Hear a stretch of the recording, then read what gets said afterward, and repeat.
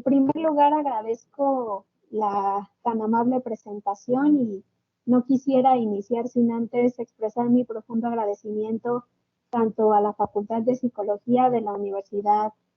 Autónoma de San Luis Potosí, así como a los organizadores de este evento, al maestro Oscar Iván Cortés y al maestro Juan Antonio Romero, a quien agradezco tan honrosa invitación en este evento que pretende generar reflexiones y en este caso, desde mi campo en el cual he realizado algunas aportaciones, por supuesto, en continuación a grandes investigaciones y autores sobre el tema. Bueno, antes de continuar, ¿ya pueden visualizar mi presentación? Muchas gracias. Bueno, pues como les decía, el tema que abordaremos el día de hoy es entender cuál es la relación entre sustancias y delito. ¿Cuál es la probabilidad o qué tan probable es que una persona usuaria de alguna sustancia cometa una conducta delictiva? ¿Realmente el riesgo es mayor que aquellos que no consumen? Y además, basado en esta respuesta, ¿cuál sería el enfoque más apropiado para abordar a aquellos usuarios de sustancias que cometen una conducta delictiva? Estas son algunas de las preguntas que iremos contestando a lo largo de esta charla y principalmente me centraré en la población adolescente, para lo cual hay que presentar el marco normativo. De manera muy general, cuando una persona adolescente considerada en la Ley Nacional del Sistema Integral de Justicia Penal para Adolescentes, que entró en vigor en junio de 2016, considera a un adolescente como una persona que tiene entre 12 y menos de 18 años cumplidos. Esto es importante porque será la edad en la cual analizaremos en el resto de la charla. Un punto importante de este sistema es los principios rectores y la naturaleza del mismo, ya que en este sistema se pretende garantizar los derechos humanos, el respeto de estos derechos durante todo el procedimiento, incluso garantizando que se priorice el interés superior de la niñez, así como incluso el derecho a la salud durante todo el transcurso de este procedimiento por parte de un adolescente que está siendo procesado. Por supuesto que algo importante de esta ley y de este sistema de 2016 es que un adolescente deberán de ser consagrados sus derechos, tanto aquellos establecidos en la normatividad nacional como en la internacional. Y si nos remitimos a las reglas mínimas de Naciones Unidas, podremos identificar que el derecho a la salud está presente dentro de ellas. Por lo tal, habría que también respetar y salvaguardar este derecho. Pero ¿cómo se relaciona o cómo vinculamos este derecho a la salud cuando hablamos del tema de uso de sustancias y de conducta delictiva? Para ello hay que considerar que hablar de sustancias es hablar probablemente de un trastorno debido al uso de sustancias y especialmente hablar de un continuo. Si vemos esta figura, podremos analizar o podremos visualizar que es toda una dimensionalidad en la que puede una persona adolescente, derivado de este uso, generar probables consecuencias que sean perjudiciales para su salud o para la de terceros, o que ya incluso cuando se genera un daño o se resulta en un comportamiento probablemente vinculado a un daño potencial a la salud de otros, estaríamos ante un episodio que si se repite en el tiempo durante al menos un mes, estaremos ante un patrón. Y si ese consumo es repetido y además se añade un fuerte impulso interno por usar la sustancia en la que se prioriza el uso de esta sustancia a pesar de las consecuencias perjudiciales asociadas a este consumo, estaríamos ante una dependencia, lo cual podría llevarnos a una abstinencia en donde tras el cese o la reducción de esta sustancia nos podría presentar un conjunto de síntomas, comportamientos y reacciones fisiológicas que serían clínicamente significativas. Un punto a destacar es que no necesariamente una persona en la cual se pueda identificar un uso peligroso necesariamente nos llevaría a una abstinencia o a una dependencia, sino que habría que analizar caso por caso. Además, sin considerar el uso peligroso, del episodio de uso nocivo hasta la abstinencia, se consideran como un trastorno debido al uso de sustancias dentro de las clasificaciones diagnósticas vigentes. Me refiero específicamente a la CIE-11 o al DSM-5-TR. Entonces, considerando esta dimensionalidad, ¿cuál es el panorama del consumo en adolescentes mexicanos? Para ello, primero me remitiré a los datos de la última encuesta publicada, levantada durante 2016 y 2017. Los datos que les presento son de población adolescente y, como pueden identificar, esto se refiere a sustancias ilegales, en las cuales se muestra que tanto para cualquier droga como para marihuana especialmente, hay un incremento significativo de 2011 a 2016.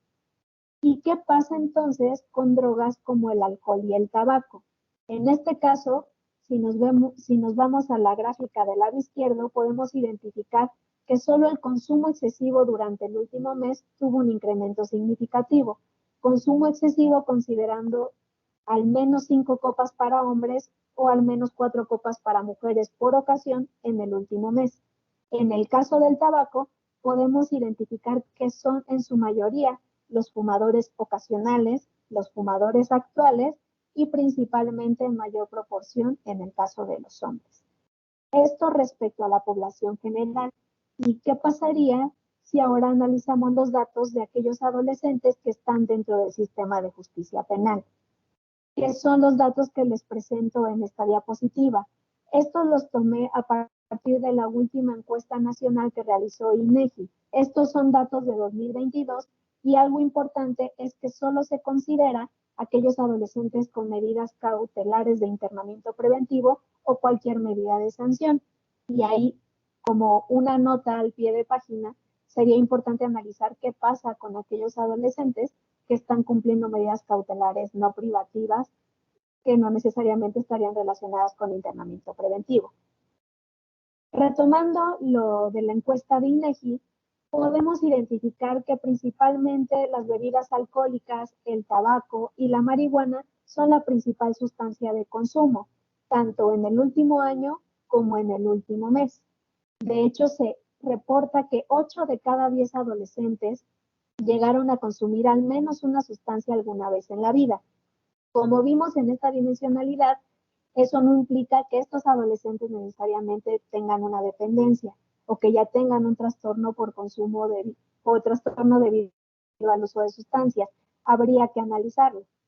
Si estos datos, si bien no son comparables a los de la población general, entre otros aspectos, por el tipo de población, por el año, tal vez por la metodología utilizada para identificar si hubo consumo o no, lo que sí podemos identificar es que para cualquiera de los casos, el porcentaje de aquellos que consumen la sustancia es mayor en adolescentes dentro del sistema de justicia y que, similar a lo que pasa con ellos, se puede ver que va de un mayor a un menor consumo prácticamente, siendo las principales sustancias de consumo el alcohol, el tabaco y la marihuana. Como les mencionaba, si bien no son comparables estos datos, esto se corrobora por investigaciones derivadas de revisiones sistemáticas y de metaanálisis en los que se ha identificado que en adolescentes que reportan alguna medida privativa de la libertad, se ha identificado trastornos debido al uso de sustancias que, si bien la prevalencia es variable a lo largo de los estudios, para cualquiera de los casos es mayor que la población en general, lo cual confirmaría esta posible tendencia que analizamos basado en los datos de las encuestas nacionales, pero no solo eso, sino que entonces posiblemente estarían presentando necesidades de atención que habría que analizar, que habría que identificar y sobre todo que habría que tratar. Especialmente si consideramos que este uso se presenta durante una etapa crítica en la cual empieza a haber un distanciamiento de los padres, un acercamiento a los padres, a los pares en búsqueda de identidad, en esta búsqueda de aceptación y de reconocimiento, en el que hay una propensión como parte de este desarrollo normal entendiendo como esta generalidad, que hay una propensión a estas conductas de riesgo, sobre todo atribuido a qué? A que estos adolescentes, a consecuencia de esta reorganización del sistema dopaminérgico, que lleva una menor concentración de este tipo de sustancias en estructuras como el núcleo accumbens, que está asociada con este circuito de recompensa, lo lleva a que haya una compensación a través de realizar estas conductas de riesgo que son que generan una cierta emoción para los adolescentes y sobre todo a que hay una predisposición a obtener gratificaciones inmediatas, porque en el desarrollo cerebral de un adolescente hay un desfase en el que tiene un mayor desarrollo la parte emocional, por eso esta tendencia a obtener gratificaciones inmediatas e involucrarse en conductas que generan una emoción excitante, esta emoción activadora, y va dejando atrás a este desarrollo cognitivo que afecta a la planeación, la toma de decisiones y el control de los impulsos. Para ejemplificar esto, les presento una gráfica en la cual de color azul podrán visualizar lo que corresponde a hombres y de naranja lo que corresponde a mujeres. Como pueden notar, en ambos casos, la búsqueda de sensaciones estaría en mayor proporción respecto a hombres y mujeres. Sobre todo, se identificaría un pico alrededor de los 16 años que podríamos estar en la mitad de la adolescencia.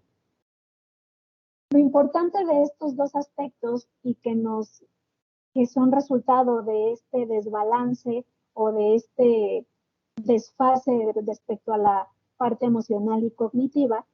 ambas se han asociado con un mayor riesgo de presentar conductas de riesgo,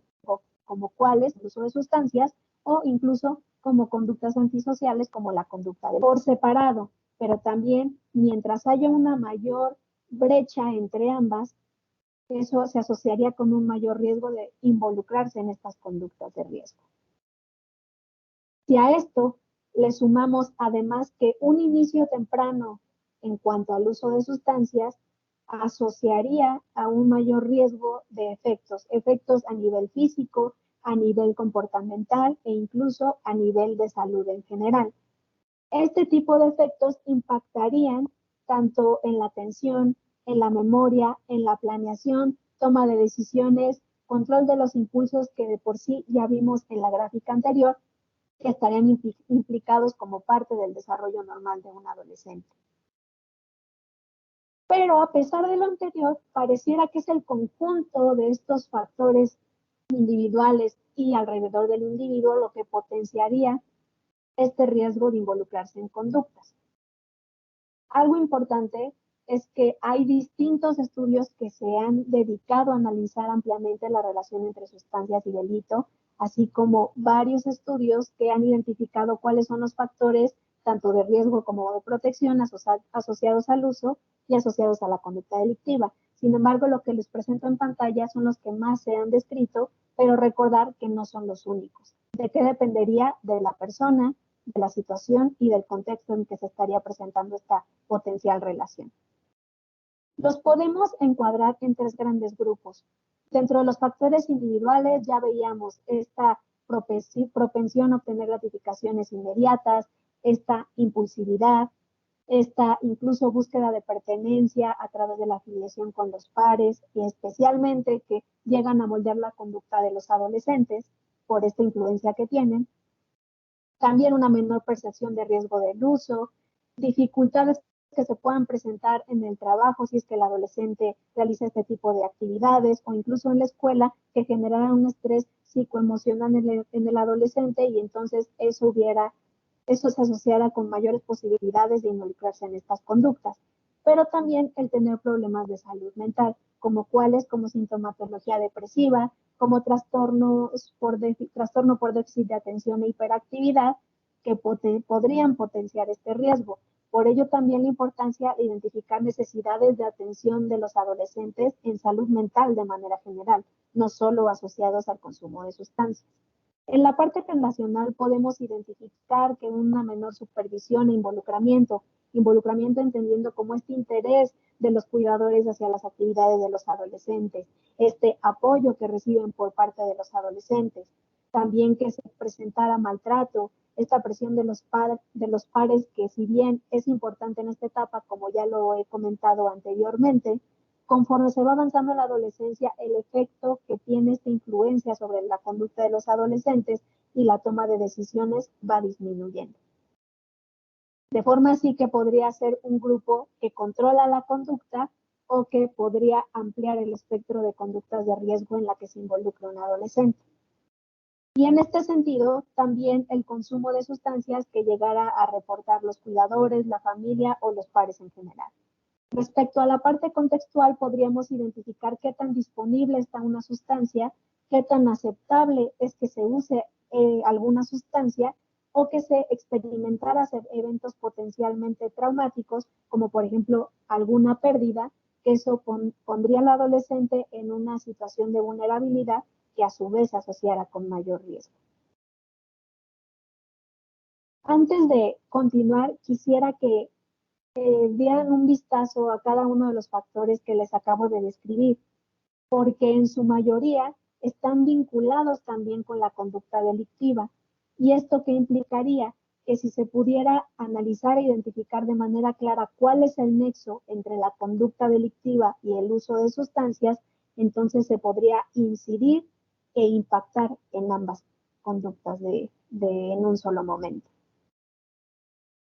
¿Cuál ha sido entonces esta relación entre sustancias y delito? Pues Goldstein desde el 85 planteó un modelo dividido en 3 partes. Y estas partes se las voy a describir comentándoles algunos ejemplos. Primero, quisieran que imaginaran el caso de un adolescente que decide consumir alcohol de manera excesiva, está en una fiesta y en esa fiesta llega a tener una pelea a golpes con una persona y lesiona gravemente a esa persona. Este ejemplo que les acabo de dar, según Goldstein, correspondería a un modelo psicofarmacológico en el que, derivado de los efectos de consumir o incluso de esta abstinencia que les comentaba tras el cese o reducción de una sustancia, se relacionaría con la comisión de delitos. De las sustancias que principalmente se han identificado bajo este modelo son el alcohol y estimulantes como la cocaína. Ahora les presento el caso. Imaginen que es un adolescente que no solo consume, sino que ya es dependiente a la cocaína. Sin embargo, ya no tiene recursos para poder seguir consumiendo esa sustancia y su cuerpo, a través de todo el conjunto de síntomas clínicamente significativos asociados a la abstinencia, le exige, quiere consumir esa sustancia para volverse a sentir bien. Al no tener dinero, ese adolescente ve una oportunidad en la que pasa un peatón, la calle está oscura y entonces se apodera de sus objetos. ¿Para qué? Para entonces obtener los recursos suficientes para continuar con este consumo. Este caso correspondería a un modelo económico compulsivo o también llamado económico adquisitivo, en el que la relación entre sustancias y el cometer la conducta como robo, que es el que les presento en el caso, para poder obtener recursos y así continuar el consumo. Y por último, imaginen el caso de un adolescente que no es usuario de sustancia, sino que se dedica a vender sustancias. Empieza a darse cuenta de las ganancias atribuidas a este tipo de negocio y entonces aprovecha la oportunidad. En una de las ventas gasta parte del dinero y solo le entrega lo restante al encargado. El encargado se da cuenta de lo que ha hecho el adolescente y entonces toma represalias contra él. Este tipo de relación se encuadraría dentro de un modelo sistémico, en donde la conducta delictiva está intrínseca por este contexto de distribución y uso de las sustancias, y se presentarían conductas de violencia interna y competitiva, porque también podría considerarse esta lucha de territorios para vender la sustancia. Este modelo ha sido complejizado y se han agregado nuevos factores que permitan identificar de una manera más certera cuál sería la relación y cómo podría intervenirse al respecto. En primer lugar, este modelo, contrario al anterior, considera ya ciertos factores individuales y contextuales que estarían involucrados, pero en lo que quisiera enfatizar es que este modelo propone que por la intoxicación a la sustancia o por la dependencia en la cual habría una pérdida de control o por estos síntomas de abstinencia, habría una inclinación a presentar conductas agresivas y a una disfunción de este funcionamiento ejecutivo, que nuevamente impactaría en la planeación, en la toma de decisiones y en el control de los impulsos, lo cual llevaría a una conducta delictiva. Pero también este modelo propuesto por Anthony incluye la presencia de polimorfismos y de mutaciones específicas que aumentarían esta vulnerabilidad de pasar de un uso de sustancias a una dependencia y entonces aumentar este riesgo de presentar la conducta delictiva. Es así que lo que considera este modelo sobre el tratamiento que debería estar dirigido a evitar o enlentecer que haya esta transición del uso a la dependencia y así se pueda atenuar el riesgo implicado en las variables resultantes del modelo. Pero realmente, retomando esta conducta agresiva, los usuarios de sustancias cometen conductas más violentas. Según este estudio realizado en el sureste de México, es una muestra de 53 adolescentes que ya tienen una sentencia. Ellos analizaron si había alguna relación entre qué tan temprano iniciabas el uso de alguna sustancia con la comisión de delitos violentos. Y lo que quisiera destacar dentro de los resultados es que la edad de inicio es más tardía para los delitos con violencia, mientras que aquellos delitos sin violencia tendrían una edad más temprana de uso, alrededor, por ejemplo, de los 11 años. Lo cual es importante ya que generalmente dentro de estos estereotipos y concepciones erróneas alrededor de los usuarios de sustancias se suelen atribuir estos delitos con violencia y pareciera ser que al contrario, si llegan a cometer delitos, generalmente no son violentos. Y entonces, esto me lleva a plantear si habría alguna relación con el tipo de delito, es decir, es diferente los delitos que realizan adolescentes usuarios y adolescentes no usuarios. Para ello les presento los datos recabados en 2021 de adolescentes que en ese momento se encontraban en un centro de tratamiento. Lo primero a destacar es que la mayoría reportó no haber estado bajo el influjo de alguna sustancia durante la conducta delictiva. Eso es algo importante.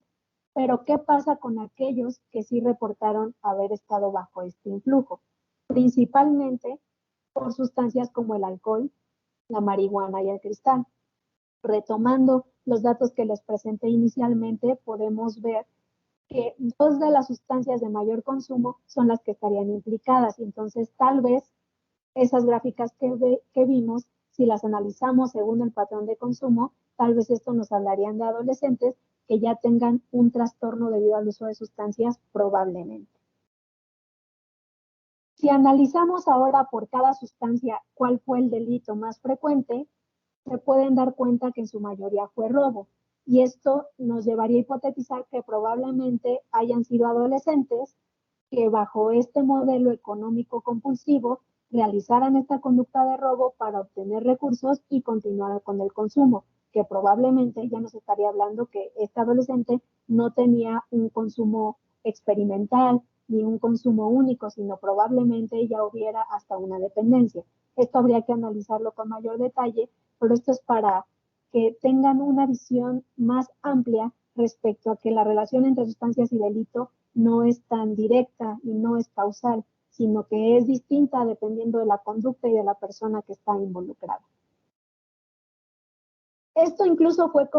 confirmado por un estudio realizado por Reinserta en 2018 con adolescentes que cometieron delitos graves. Para cualquiera de los delitos que ven en la gráfica, son mayor la cantidad de no usuarios que reportaron haber cometido este delito. E incluso realizaron un análisis en el que no identificaron que hubiera alguna relación entre el usar sustancias y el cometer algún tipo de delito, enfatizando el hecho de que no solo los usuarios, si llegan a cometer delitos, son delitos no violentos, sino que en su mayoría, si existe un riesgo asociado a los usuarios con cometer un delito, sería considerablemente menor comparado con quienes no consumen alguna sustancia. Finalmente, para cerrar esta parte de presentarles estadísticas, quisiera mostrarles un estudio que realizamos como parte de mi tesis de maestría, en la que identificamos cuál era la relación entre el usar sustancias alguna vez en la vida, algunas prácticas parentales que les comentaré a continuación, el asociarse con pares con conducta antisocial, con reportar robo, esto en una muestra de estudiantes mexicanos. ¿Por qué decidimos centrarnos en estudiantes mexicanos? Principalmente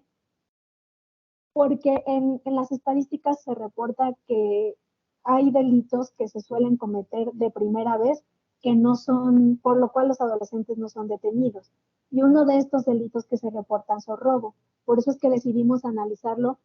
primero en aquella población que no había estado involucrada en ese momento en alguna institución de justicia. Analizamos 81.408 datos a partir de una encuesta denominada Nacional sobre Consumo de Drogas en Estudiantes o ENCODE de 2014, quienes en su mayoría eran mujeres, quienes reportaron haber cometido alguna conducta antisocial, que ahorita me referiré a cuáles conductas antisociales hablo, fue a una edad de 12 años, es decir, al inicio de la adolescencia, probablemente relacionado con esta involucramiento en conductas de riesgo que no necesariamente se atribuyen a algo patológico. El 11.2% de toda esta muestra reportó haber cometido al menos una conducta de robo, y para poder analizar la relación de una manera más adecuada, identificamos y conformamos tres grupos. Aquellos que solo robaron, que sería el grupo de especificidad delictiva, un grupo que además de cometer robo presentaron otras conductas antisociales, como las que ya les presentaré a continuación, que sería el grupo de versatilidad delictiva, y aquellos que no presentaron ninguna conducta antisocial ni delictiva, y que les adelanto, fueron la mayoría de ellos. ¿Qué otras conductas antisociales presentó el grupo de versatilidad delictiva? Como pueden observar en la gráfica, fue principalmente prender fuego a propósito a objetos que no te pertenecen, seguido por golpear o dañar un objeto o propiedad ajena y participar en riñas o peleas. Ya una vez teniendo conocimiento de estos tres grupos, ¿cuál fue el uso de sustancias en cada uno de ellos? Es importante considerar que esto es el uso alguna vez en la vida, es decir, no estoy hablando de dependencia ni de abstinencia y probablemente ni siquiera de un trastorno debido al uso de sustancias. Pero lo que sí es importante rescatar es que para cualquiera de estos tres grupos de conductas, la mayoría son no usuarios, reforzando otra vez los datos que ya he presentado anteriormente. En cuanto a los grupos que sí cometieron robo y otras conductas, dependiendo del grupo, fue el grupo de sustancia de mayor consumo. En el caso de aquellos que solo presentaron conductas de robo, seguido de los no usuarios, reportaron que consumieron otras sustancias, como cuáles, como tranquilizantes, inhalantes y anfetaminas. Mientras que en el grupo de robo y otras conductas antisociales fueron, además de la marihuana, inhalantes, cocaína y tranquilizantes. Estos son los datos generales, pero ahora para analizar la relación de estos, realizamos un análisis de trayectorias en el cual obtuvimos una bondad de ajuste adecuado y les presento en pantalla cuáles son los efectos estandarizados. El estar estandarizados implica que mientras más se acerque a uno, implica un mayor efecto. Y me centraré especialmente en cuanto a las sustancias y el delito, tal como los objetivos de la charla lo dirigen. Primero quisiera señalar que para cualquiera de estas sustancias, la principal variable asociada con el presentar este uso fue el asociarse con pares con conducta antisocial. ¿Y qué conducta antisocial se consideró para propósitos de esta encuesta? Precisamente el consumo de sustancias. Esto nos estaría hablando probablemente que los adolescentes, al asociarse con pares que estaban consumiendo sustancias, a través de este vínculo, de esta oportunidad, empezaron a moldear su conducta y empezaron a imitar este tipo de conductas antisociales como lo sería el uso de sustancias o de estas conductas de riesgo. Sin embargo, respecto a la conducta delictiva, para el caso de aquellos que solo presentaron conductas de robo, la variable con mayor efecto fue el asociarse con estos pares, contrario a robo y otras sustancias, que fue el consumir marihuana y otras sustancias, que si bien fue el mayor efecto, si se dan cuenta, es de 0.364, y si les mencioné que mientras más cercano a 1 era un mayor efecto, entonces nos hablaría que si existe un riesgo, realmente el riesgo es menor. Y esto lo podemos agregar que el porcentaje de varianza explicada en cada uno de los modelos es relativamente bajo, y entonces habría que incluir variables contextuales que muy probablemente potenciarían este efecto de riesgo y podrían darnos una mejor explicación del por qué presentaron estas conductas delictivas. Y con base en todo lo anterior, entonces, realmente este enfoque de riesgo, de ver quiénes están cometiendo la conducta delictiva y reducirlo todo a un factor y no desde un punto de vista de necesidad de atención bajo este marco normativo del Sistema Integral de Justicia Penal para Adolescentes, que promueve este modelo garantista y de protección integral de los derechos del adolescente, es el más adecuado. Ya la doctora Nora Volkow desde 2017 empezó a promover esta transición hacia un cambio de enfoque al abordar a personas usuarias de sustancias.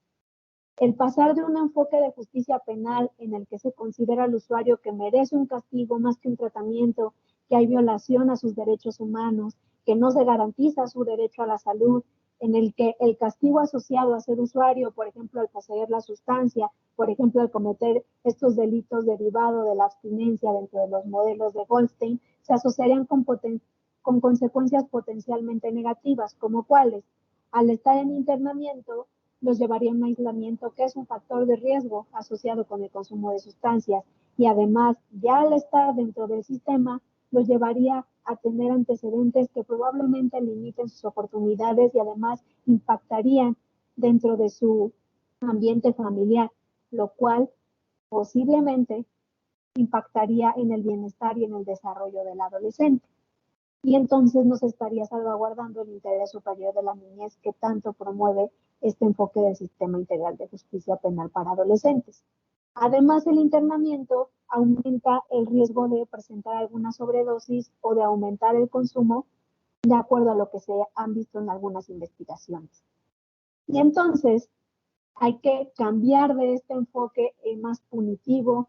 en el que incluso hay una militarización derivada de esta guerra contra las drogas, a un enfoque de salud pública. Este enfoque en el que se erradique el estigma y la discriminación asociada a los usuarios. Ya veíamos, son más los que no son usuarios que cometen delitos, y de cometerlo generalmente no son violentos, y si existe un riesgo asociado al uso de sustancias, habría que considerar en qué parte del continuo se encuentra ese patrón de consumo, qué sustancia está implicada, qué conducta está implicada y sobre todo qué persona está implicada, y que muy probablemente ese riesgo sería menor si lo comparamos con una persona con las mismas características, pero que no use la sustancia implicada. Ya desde 2016, la Asamblea General de Naciones Unidas identificó que los trastornos debido al uso de sustancias eran un problema de salud pública, que requería un enfoque de protección a los derechos humanos, este enfoque de salud pública, en el que se considera una condición que es tratable y que es resultado de un conjunto de factores, tanto individuales, relacionales y contextuales, como los que ya les presentaba al inicio de esta charla. Por tanto, habría que entonces generar evidencia a través de investigaciones multi e inter y transdisciplinarias dirigidas a identificar si los factores de riesgo, sí cuáles son los factores de protección, pero también cuáles son los factores comunes. Les mencionaba inicialmente que hay factores que son similares para presentar conducta delictiva y para presentar uso de sustancias. Si impactamos en un factor en común, entonces podríamos potenciar los efectos que se tenga alguna intervención. Para ello, habría que diseñar estos programas tanto de prevención, de intervención, de tratamiento, incluso prevenir recaídas, prevenir reincidencias si es el caso, para también, con base en esto, diseñar políticas públicas que impacten y que sean favorables para los usuarios de sustancias. Al respecto, les presento una investigación que, si bien la muestra es relativamente pequeña, nos puede dar una primera aproximación respecto a cuál es el impacto de recibir tratamiento en aquellos que tengan algún uso o trastorno debido al uso de sustancias y dejar de cometer el delito. Aquí les presento una gráfica en la que pueden ver que para cualquiera de la condición de tratamiento hay una reducción respecto a dejar de cometer el delito, pero principalmente esa reducción es mayor quienes tenían algún tratamiento en curso o quienes tenían un tratamiento completo. De hecho, derivado de esta investigación que amplió el tamaño de muestra para hacer incluso ya modelos de regresión un poco más complejos, identificaron que tener un tratamiento en curso se asociaba con el de un mayor desistimiento de cometer el delito. Y esto lo trasladamos ya propiamente al sistema de justicia, entonces podríamos tener algunas propuestas como el programa de justicia terapéutica, en el que, basado en este respeto a los derechos humanos, con este enfoque de salud pública y de reinserción, se puedan invitar a personas quienes se les hubiera diagnosticado con un trastorno debido al uso de sustancias que esté asociado a un delito generalmente no grave y que cumpla con los criterios jurídicos para poder entrar en el programa, que además ingrese de manera voluntaria, se pueda diseñar un programa integral realizado a partir de, o más bien diseñado a partir de un equipo multidisciplinario conformado por actores del sistema de justicia, autores de la parte de salud mental e incluso también algunos profesionales dedicados al área de reinserción que le den seguimiento y también, por supuesto, incluyendo a la persona participante. Incluyan componentes desde la educación, el deporte, la salud y, por supuesto, el consumo de drogas y alcohol. Y este programa, les comento que está relacionado con aquellas personas que ya se identificó que hay una relación clara entre la conducta y la sustancia. Regresemos a los ejemplos. El primero que les ponía, que después de haberse involucrado en las riñas generaba unas lesiones graves en la otra persona, o aquel que, derivado de este síndrome de abstinencia, derivaba en obtener recursos para poder consumir esta sustancia. Estos podrían encuadrarse dentro de este programa de justicia terapéutica, entonces poder impactar en uno de los factores de riesgo implicados y así poder disminuir la probabilidad de que se vuelva a involucrar en este tipo de conductas. De hecho, ha habido datos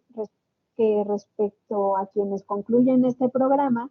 tardan hasta 2 años en no volver a cometer ningún delito, e incluso algunos que ya no lo vuelven a cometer más. Por tanto, para poder ir cerrando estas reflexiones al respecto,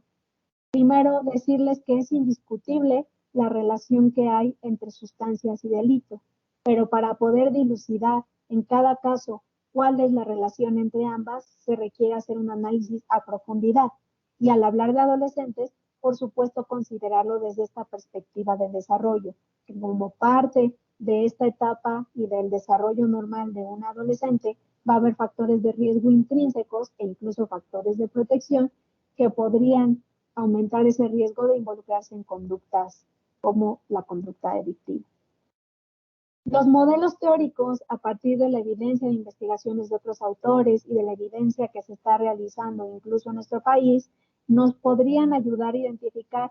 quién es la persona que está en riesgo basada en los factores y en las relaciones que se están proponiendo, y sobre todo cómo poder manejar ese riesgo para potenciar los efectos de la intervención que se vaya a implementar. Asimismo, contribuir a que se erradiquen los estereotipos criminales asociados a los usuarios de sustancias. Nuevamente, y reitero, son más las personas que no son usuarias que cometen la conducta delictiva. Entonces, es momento de migrar desde este enfoque de justicia penal a un enfoque de salud pública en el que salvaguarden los derechos de los adolescentes, como es el derecho a la salud. y a un nivel, al derecho al nivel más alto posible de salud, dentro de que se incluye, por supuesto, la salud mental, como lo es los trastornos debido al uso de sustancias. Y entonces considerarla como esta condición que requiere un abordaje de salud pública, que al final todo resulte en que los usuarios que lleguen a estar involucrados en alguna conducta delictiva reciban más tratamiento y menos castigo. Finalmente agradezco a todos por su atención y quedo atenta a cualquier comentario o pregunta que puedan tener. Muchas gracias. ¿Qué tanto cambio pudiese haber? Y quizá lo quisiera plantear de forma más hipotética, porque yo creo que obviamente requeriría estudio. Pero, por ejemplo, derivado de este estudio de tesis, de maestría, y que de ahí quizá deriva esta continuación del proyecto al ámbito doctoral, ¿qué cambios se pudiesen también ver o qué tanto pudiese ser la diferencia si se hablase de población femenina, por ejemplo, ¿no? Que también pisa el sistema legal, pero que incluso eh, si llegase a haber alguna situación de problemas de abuso de sustancias, pareciera que incluso a veces se penaliza más, ¿no? A la mujer adolescente, ¿no? Por ejemplo, que pisa un sistema legal, ¿no? Y que incluso no sé si pudiese haber mayores efectos negativos en ese sentido, ¿no? ¿Qué cambios a lo mejor se tendrían que hacer si pudiéramos o tuviéramos incluso que hacer estas diferenciaciones incluso por sexo? Sí, claro, gracias por la pregunta y principalmente, como bien dice, habría que analizarlo, además de todo esto que les comentaba, desde esta perspectiva de desarrollo, desde esta parte multinivel y multimodal para analizar todo lo relacionado al contexto, al individuo, desde esta parte de riesgo y protección, también habría que incluir un eje transversal de perspectiva de género, que no son los mismos delitos los que cometen las mujeres adolescentes que los hombres adolescentes, no son los mismos factores, si bien hay similares, no podemos generalizar en ambos. Y un punto importante es que las mujeres, de alguna manera, tienen una ventaja que pongo entre comillas respecto a que las medidas de sanción que llegan a tener generalmente no son privativas de la libertad. Y esto que implicaría que al estar fuera, posiblemente tengan menos oportunidades para tratamiento, pero estos efectos asociados a la privación de la libertad que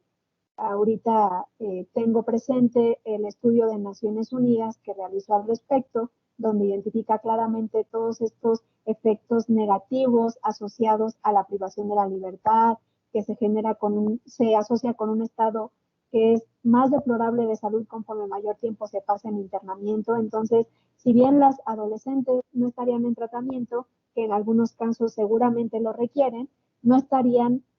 bajo los efectos de esta privación de la libertad, lo cual no pasa en los hombres, que los hombres están en internamiento donde generalmente es una oportunidad única donde tienen acceso a atención que de otra manera no tendrían, pero además están bajo los efectos de esta privación de la libertad. Entonces, no solo sería bueno analizarlo desde esta perspectiva de género, sino también diferenciar entre aquellos adolescentes que pasan el proceso en internamiento o que pasan el proceso en libertad y ver realmente cuáles serían las diferencias, cuáles serían los delitos y los factores de riesgo que estarían asociados en ambos casos.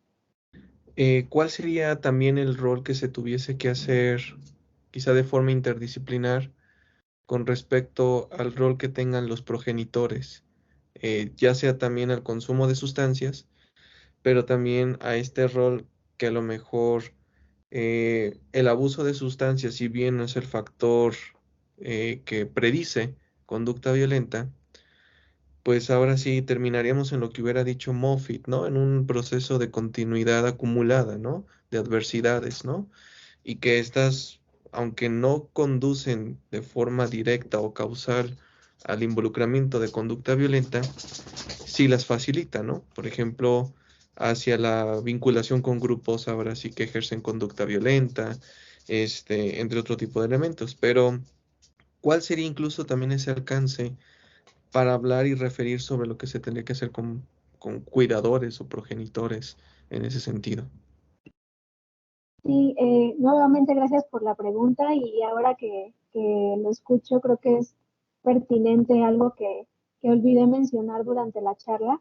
También al hablar de adolescentes hay dos grupos de socialización que es necesario incluir en el análisis y uno de ellos precisamente es la familia y otro tienen que ver los pares.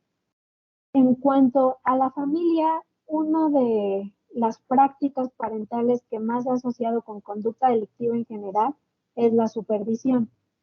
pero pareciera que importa más el hecho que un adolescente decida contarle a un cuidador sobre sus actividades que el que un cuidador le pregunte al adolescente. Probablemente porque nos estaría hablando que no solo es que esté al pendiente, sino que haya un vínculo positivo entre los dos, porque un cuidador puede estar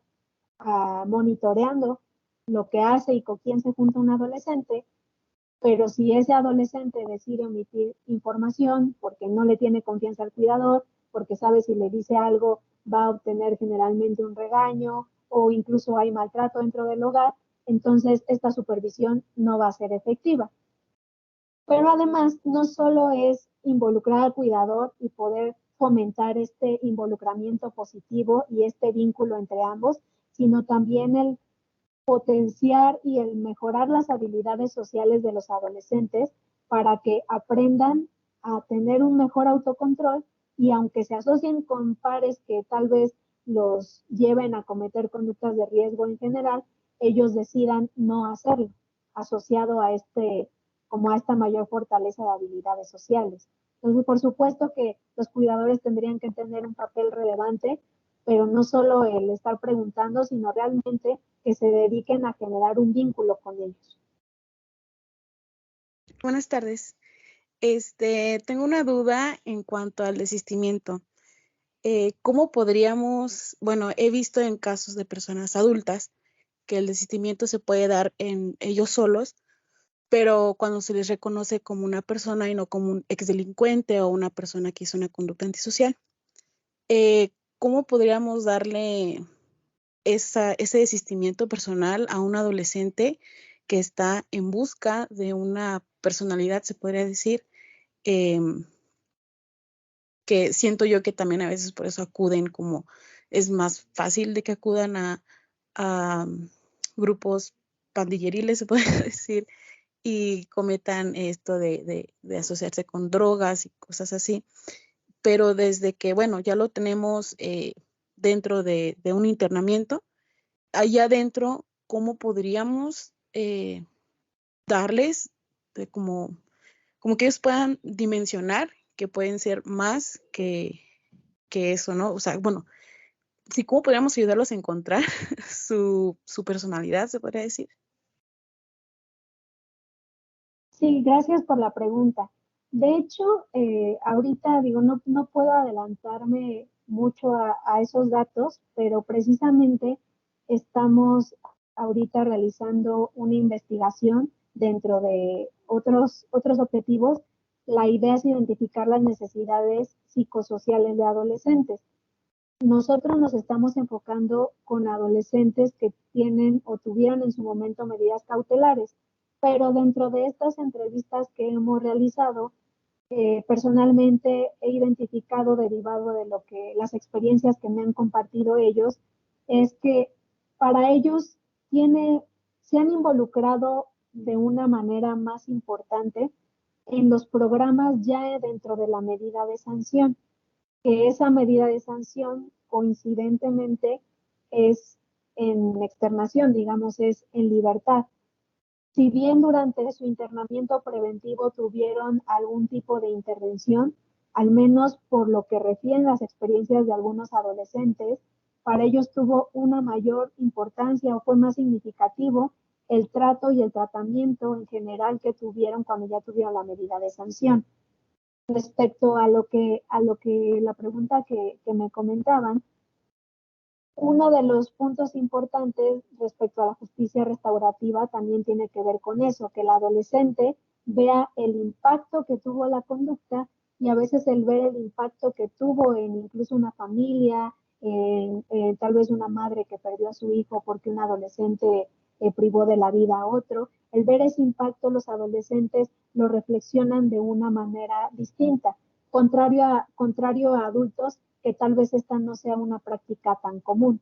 Eso es una de las aproximaciones que se ha realizado en cuanto a la población adolescente, que no es exclusivo del sistema de adolescentes, pero que pareciera tener este tipo de resultados respecto a, ya una vez visto el impacto, entonces que sea menos probable. ¿Cómo poder hacer que un adolescente al, por ejemplo, egresar o terminar su medida de sanción, decida ya no cometer delitos? Pues eso implicaría que se haga una intervención similar a lo de justicia terapéutica. No es solo incidir en la personalidad del adolescente, sino que sea una intervención en distintos niveles, porque ¿qué pasa si atenuamos todos los factores de riesgo cuando un adolescente está dentro, que está en un entorno controlado y sale en un entorno donde los factores familiares y contextuales siguen presentes? Por eso es que se debe de reclutar o de diseñar programas en el que se involucren tanto actores jurídicos como de la parte de salud mental e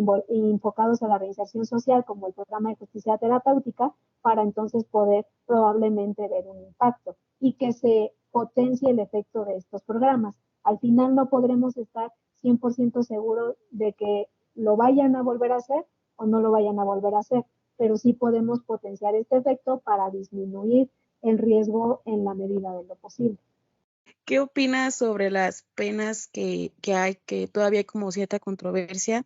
de que la máxima actualmente en México es de 5 años, pero hay personas que dicen que debería aumentar porque no es como lo suficiente para llevar un tratamiento de reinserción, y hay gente que dice que debería ser menos porque se les quita como también la oportunidad de, pues, del crecimiento y el desarrollo?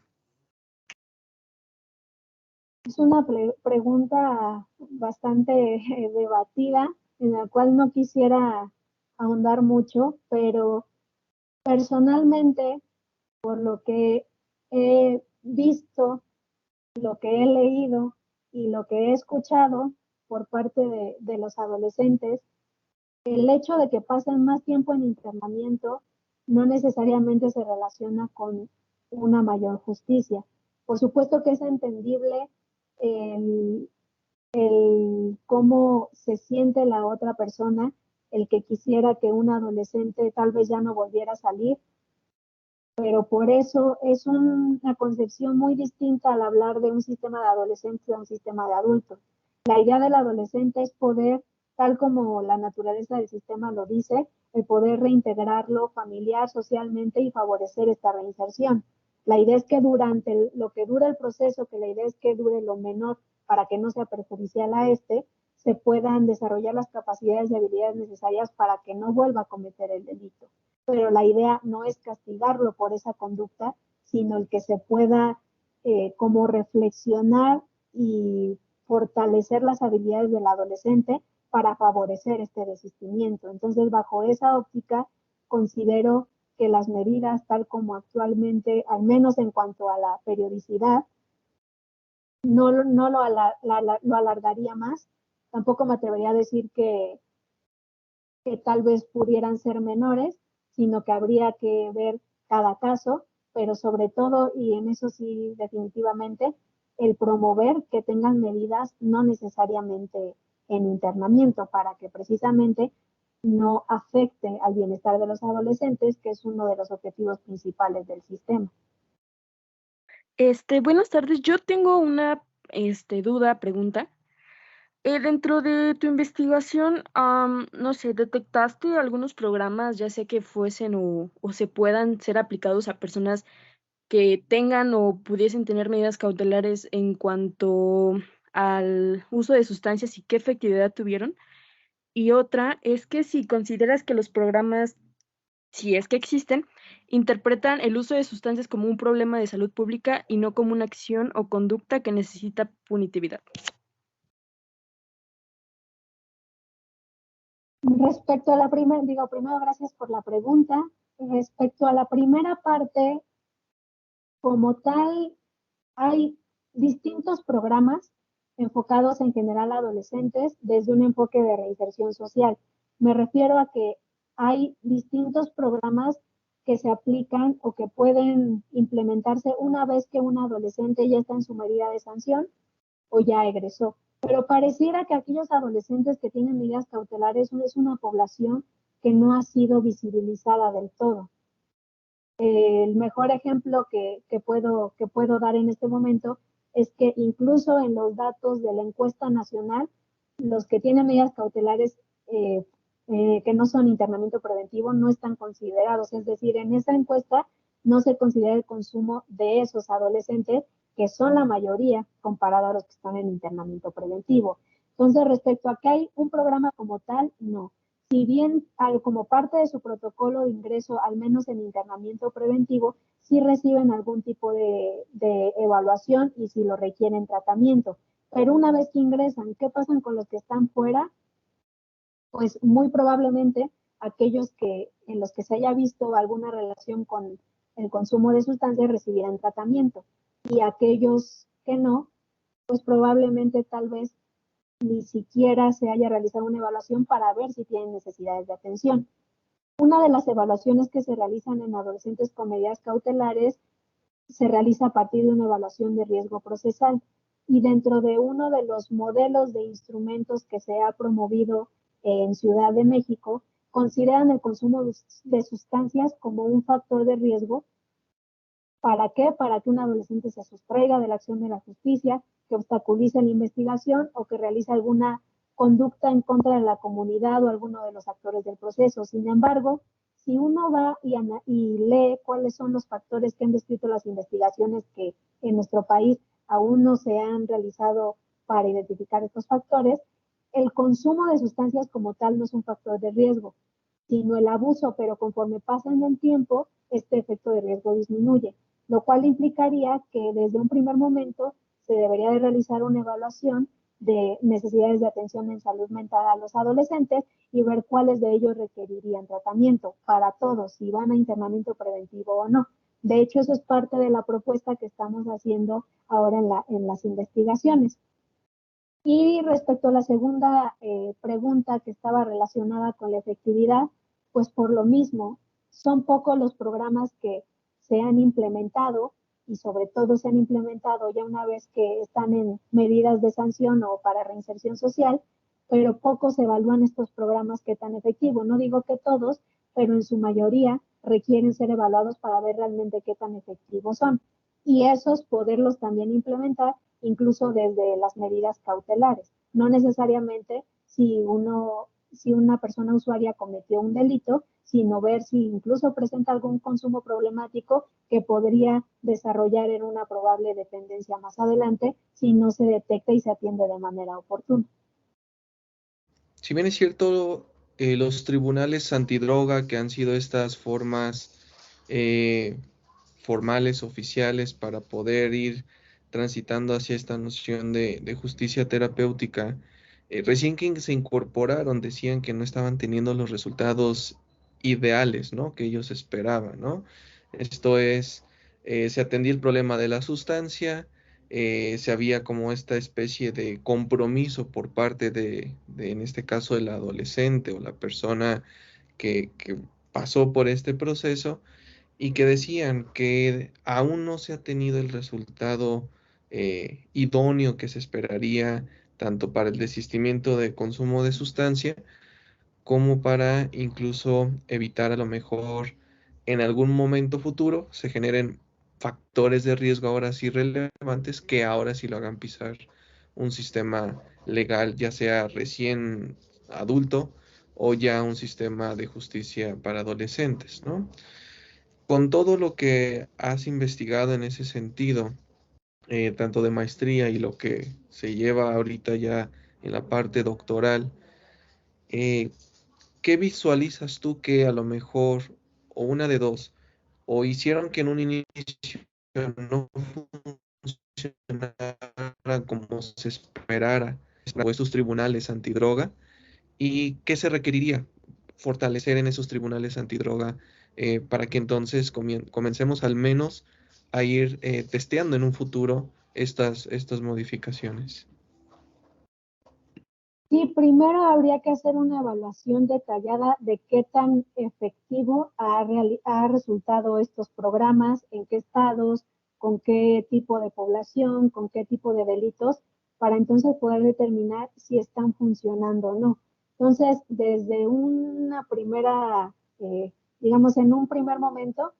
debería realizarse eso con mayor detalle para que una vez teniendo esos resultados, ver en qué áreas se pueden modificar e incluso realizar un seguimiento a quienes completan el programa y hacer una diferencia de quienes desisten, en por qué están desistiendo y atendiendo a estas motivaciones de quienes sí lo completaron y quienes no, entonces poder también reforzar esta parte y ver cuáles serían las áreas de oportunidad de los programas para que se pudieran implementar e incluso diría el poder, además de esta guía que existe de justicia terapéutica, el poder incluso ya protocolizar cuáles podrían ser algunos programas de intervención generales y a partir de eso en cada caso ir diseñándolo conforme a cada caso.